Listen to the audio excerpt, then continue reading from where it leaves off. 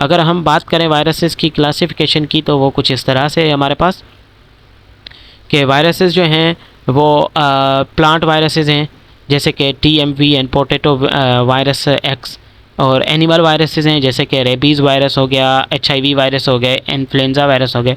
दूसरे बैक्टीरियोफेज होते हैं जो कि बैक्टीरिया को इन्फेक्ट करते हैं, जैसे लैम्ब्डावाफेज है, एंटीफोरफेज है, ये बैक्टीरिया को इफेक्ट करते हैं। ठीक है, वायरल रिप्रोडक्शन साइकिल अगर हम देखें तो ये दो तरह के होते हैं, जिसमें वायरसेस अपनी जो है वो वायरल रिप्लिकेशन को आगे बढ़ाते हैं। ठीक है, वो दो तरह की होती है। ठीक है, इनके दो लाइटिक साइकिल है एंड लाइसोजेनिक साइकिल है। अब लाइटिक साइकिल जो है इसमें हमारे पास जो है ये वायरल रिप्लिकेशन फेज़ है, process called viral replication phase. और ये एक जो होता है अटैचमेंट होती है, इसमें लाइटिक साइकिल में पेनिट्रेशन होती है, रिप्लिकेशन होती है, असेंबली होती है, रिलीज़ होती है। और इसमें जो है होस्ट की लाइसिस यानी कि होस्ट सेल ब्रस्ट हो जाता है। और लाइसोजेनिक साइकिल जो होता है इसमें viral DNA integrates into host, integrate करता है। और एक मिनट में ज़रा इसको मिटा लूँ।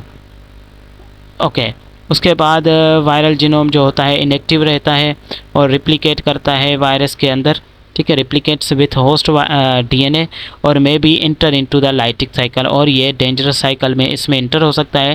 ठीक है, ये इसके दो साइकिल्स थे जिसमें ये रिप्लिकेशन करता है, या तो इनएक्टिव रहेगा या एक्टिव होकर लाइटिक साइकिल में आ जाएगा। लाइटिक साइकिल में अगर आ जाता है तो ये इसको ब्रस्ट कर देगा। ठीक है, इम्पोर्टेंट वायरसेस हैं कुछ हमारे पास, उनकी लिस्ट दी गई है, उसको हम देख लेते हैं। तो वो कुछ इस तरह से हैं हमारे पास कि इम्पोर्टेंट वायरसेस जो हैं हार्मफुल वायरसेस, जिसमें हमारे पास एड्स है, HIV है, एड्स की काजेटिव वायरस जो होगा, एड्स यानी कि एक्वायर्ड इम्यूनोडिफिशिएंसी सिंड्रोम, इसको HIV वायरस काज करता है। इन्फ्लुएंज़ा, जिसको इन्फ्लुएंज़ा वायरस काज करता है। रेबीज़ है, रेबीज़ वायरस काज करता है, मोस्टली इनके नाम हैं। और हेपाटाइटिस B वायरस जो है वो हेपाटाइटिस B काज करता है। HBV, कोविड-19 जैसे कि सार्क की CoV-2, ठीक है, ये काज करता है काजेटिव। अब बेनिफिशियल यूजेजेस जो हैं वो कुछ इस तरह से हैं कि हम क्या कर सकते हैं कि बेनिफिशियल यूजेजेस, इनमें से वैक्सीन प्रोडक्शन करवा सकते हैं, जेनेटिकली इनको इंजीनियर करके मॉडिफाई कर सकते हैं, जीन थेरेपी के लिए हम यूटिलाइज़ करते हैं। और बैक्टीरियल यानी कि biological control of harmful bacteria के लिए भी इसको इंट्रोड्यूस कर सकते हैं। और ये रिसर्च के पर्पज़ के लिए भी यूज़ हो गए, मॉलिक्यूलर बायोलॉजी रिसर्च पर्पज़ के लिए भी हम वायरसेस को यूज़ कर सकते हैं। ठीक है, अब हमारे पास टॉपिक 1 हमने डिस्कस कर लिया है। टॉपिक 2 जो होगा वो ये है कि हम एड्स और HIV को देख रहे हैं। एड्स और HIV को अगर देखें तो एड्स क्या होती है, एक मोस्ट सीरियस इन्फेक्टिशियस डिजीज़ है जो कि वर्ल्ड वाइड ह्यूमन को क्या करती है, मीन्स के अफेक्ट करती है। और इसको काज करने वाला जो है वो HIV वायरस है। ठीक है, जो कि क्या करता है, वीकन करता है ह्यूमन के इम्यून सिस्टम को, ठीक है, उसकी बॉडी को।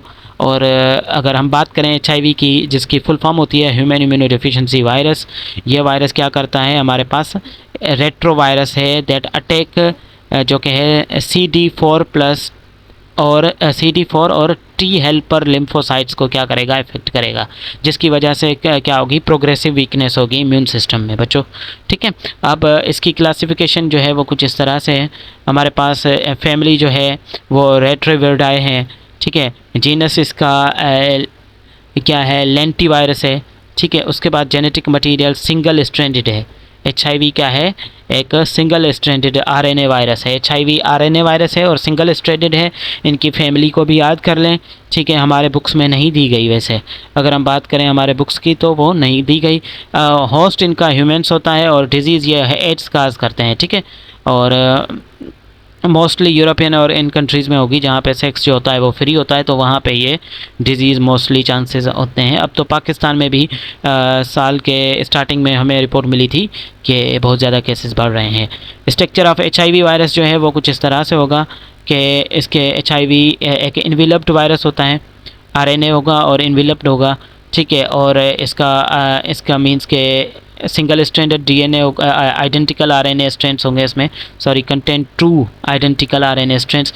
कैप्सिड जो होगा वो कौन शेप्ड होगा, प्रोटीन कोड जिसकी हम बात कर रहे थे कि ये कौन शेप्ड होगा, और लिपिड इनवेलप भी इसमें मौजूद होगा जो कि होस्ट के सेल में से यानी कि ह्यूमन के सेल में से क्या किया होगा, ड्राइव किया होगा।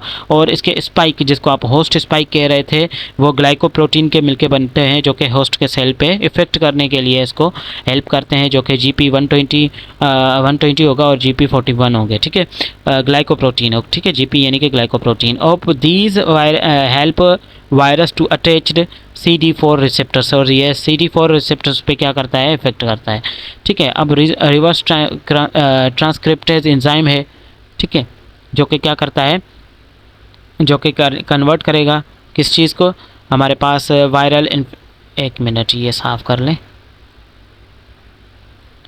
ओके, जो कि कन्वर्ट करता है वायरल आरएनए को डीएनए में, ठीक है, जिसकी वजह से ये मोस्ट इफ़ेक्टिव हो जाता है और फर्दर हमें जाके यानी कि करेगा, नुकसान देगा। इंटीग्रेज है, ये क्या करता है, इंटीग्रेट करता है डीएनए को इनटू होस्ट डीएनए, यानी कि जो इसने रिवर्स ट्रांसक्रिप्टेज ने क्या कर दिया है, ये एक एंजाइम है बच्चों, ये एंजाइम है, ये क्या करता है, कन्वर्ट करता है आरएनए को, ठीक है, ये जो आरएनए है किसका, वायरस का, इसको डीएनए में कन्वर्ट करेगा और फिर ये डीएनए जो बन चुका है वायरल डीएनए, इसको जो है वो इंटीग्रेट करेगा। कौन करेगा, वो हमारा एक एंजाइम होगा जिसको इंटीग्रेज नाम दिया गया है, ये होस्ट के डीएनए में इसको इंटीग्रेज करेगा। फिर आ जाती है प्रोटीएज की बारी। अब ये क्या करेगा, पजेज वायरल प्रोटीन फॉर असेंबली, ठीक है, पजेज वायरल प्रोटीन फॉर असेंबली। यहाँ पे आप स्ट्रक्चर ऑफ HIV वायरस भी देख सकते हैं, ठीक है, यहाँ पे मौजूद है हमारे स्क्रीन के ऊपर, ओके। उसके बाद जो है एक्वायर्ड इम्यूनोडेफिशिएंसी सिंड्रोम जो होता है, ये एक डिजीज़ है, इसकी मैंने फुल फॉर्म आपको बता दी है, और ट्रांसमिशन कैसे होती है वो पढ़ लेते हैं। तो ये ट्रांसमिशन इसकी HIV की जो होगी अनप्रोटेक्टेड सेक्सुअल कॉन्टैक्ट्स, ठीक है, अनप्रोटेक्टेड यानी कि कॉन्डम वगैरह अगर यूज़ नहीं किया गया, और ये मोस्टली उन कंट्रीज़ में होगा जहाँ पे सेक्स फ्री होता है। तो most common route of transmission जो होगी वो ये है, यानी कि 80% to 90% जो है वो अनप्रोटेक्टेड सेक्स की वजह से ये ट्रांसमिशन होती है। उसके बाद अगर हम बात करें इन्फेक्टेड ब्लड ट्रांसमिशन, ठीक है, इन्फेक्टेड ब्लड ट्रांसफ्यूजन की वजह से भी ये कंटामिनेटेड ब्लड की वजह से काज होता है, ठीक है। तो हम बात कर रहे थे इन्फेक्टेड ब्लड ट्रांसफ्यूजन की, इसकी वजह से भी रिसीविंग कंटामिनेटेड ब्लड, अगर आपको कंटामिनेटेड यानी कि ख़राब रक्त जो मल फंक्शनिंग कर रहा है ब्लड, खून अगर आपको लगाया जाता है, ठीक है, तो इसकी वजह से भी ये हो सकता है। और हमारे पास जो शेयरिंग नीडल्स यानी कि common among intravenous drug users, intravenous यानी कि अगर आपको ये दो से तीन मेथड होते हैं, एक IM और IV। अगर आपको IV इंजेक्शन दिया जा रहा है और वो आपका नीडल्स जो है वो एक से पेशेंट से दूसरे पेशेंट को भी दिया गया है, तो ये भी कॉमन टाइप है, यहाँ से भी आ सकता है। मदर से चिल्ड्रन ट्रांसमिशन भी इसकी हो सकती है, प्रेगनेंसी के दौरान, चाइल्ड बर्थ के दौरान, और ब्रेस्ट फीडिंग के दौरान, यानी कि अगर वो ब्रेस्ट फीडिंग बच्चों को करवा रही हैं, ठीक है, करवा रही है मदर, तो वहाँ से भी हो सकता है, ठीक है। और उसके बाद ऑर्गन ट्रांसप्लांटेशन की वजह से भी ये हो सकता है। और उसके अलावा कुछ मिथ्स हैं जिसकी वजह से ये हमें बताया जाता है कि डिज़ीज़ होती है तो वो इस तरह से हमारे पास नहीं होती, जो हैंड शेक्स की वजह से नहीं होगी, हगिंग की वजह से, गले लगाने से नहीं है, शेयरिंग यूटेंसिल्स यानी कि आप अपने जो है घर के बर्तन वगैरह एक दूसरे से शेयर कर सकते हैं, और स्नीज से यानी कि छींकने से और खांसी से नहीं हो सकती, मॉस्किटो के बाइट से भी नहीं, कैजुअल कांटेक्ट से भी नहीं, सिर्फ सेक्सुअल कांटेक्ट से होंगी, ऊपर जो कि मैं आपको पढ़ा के आ चुका हूँ। बाकी जो है इतना इम्पोर्टेंट नहीं है जो कि आपको यहाँ पे मैं दिखा दे रहा हूँ, ठीक है। अटैचमेंट होती है HIV के लाइफ साइकिल की अटैचमेंट होगी, जहाँ पे HIV वायरस CD4 रिसेप्टर्स पे अटैच करेगा, इंटर करेगा होस्ट के सेल के अंदर, RNA को कन्वर्ट करेगा DNA में और फिर उनकी इंटीग्रेशन होगी, ठीक है, यहाँ पे फिर से मैं आपको बता रहा हूँ। ठीक है, इंटीग्रेशन आरएनए से कन्वर्जन हो गई, डीएनए में इंटीग्रेशन होगी, वायरल डीएनए इंटीग्रेट कर जाएगा होस्ट के डीएनए में, फिर वहाँ से रिप्लिकेशन होगी।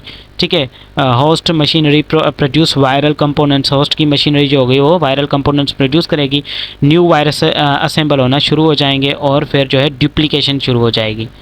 ठीक है, सॉरी बडिंग शुरू हो जाएगी, वहाँ से डुप्लीकेशन नहीं बल्कि बडिंग शुरू हो जाएगी और न्यू HIV पार्टिकल्स जो हैं वो लीव द सेल। ठीक है, पार्टिकल्स और सिम्टम्स जो होंगे वो HIV के कुछ इस तरह से हैं। हमें जो है fever, headache, sore throat, fatigue, skin rashes, swollen lymph nodes, weakness और क्रोनिक स्टेज में आपको जो है ये हमें देखने को मिल सकते हैं कुछ कैरेक्टरिस्टिक्स, जो कि परसिस्टेंट फटीग हो गया, यानी कि मुस्तकिल आप थकावट होगी, weight loss, night sweats and frequent infections.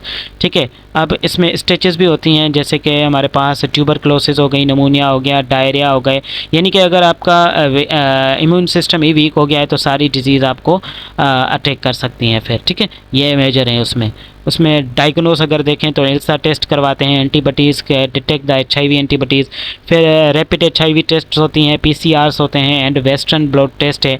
ये कुछ टेस्ट्स हैं जिससे हम डायग्नोस कर सकते हैं। आई होप कि ये आपको आज का चैप्टर नंबर 1 क्लियर हो गया होगा। मिलते हैं नेक्स्ट लेक्चर में। Take care and Allah.